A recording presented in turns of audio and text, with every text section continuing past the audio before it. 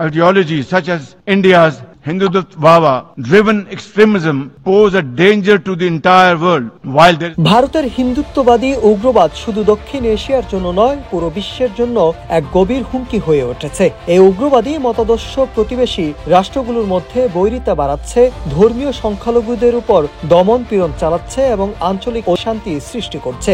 জাতিসংঘ সাধারণ পরিষদের অধিবেশনে বক্তব্য রাখতে গিয়ে পাকিস্তানের প্রধানমন্ত্রী শাহবাজ শরীফ ভারতের রাজনীতি নিয়ে তীব্র সমালোচনা করেন। জাতিসংঘকে বিষয়ে সতর্ক ভূমিকা নিতে হবে এবং বিশ্ব সম্প্রদায়কে একসঙ্গে কাজ করতে আহ্বান জানান তিনি।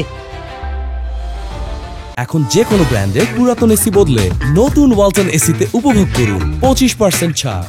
শাহবাজ শরীফ আরো বলেন, ভারতের পেহেলগামে হামলা নিয়ে যে উত্তেজনা সৃষ্টি হয়েছে তার প্রেক্ষিতে আমরা 7টি ভারতীয় যুদ্ধ বিমানকে ধ্বংসস্তূপে পরিণত করেছি।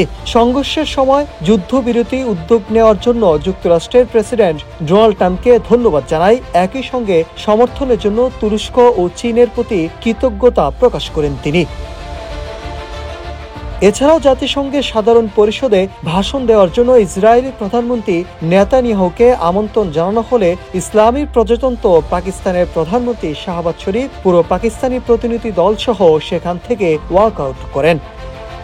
Nahid Hasan, news desk, Ittefaq.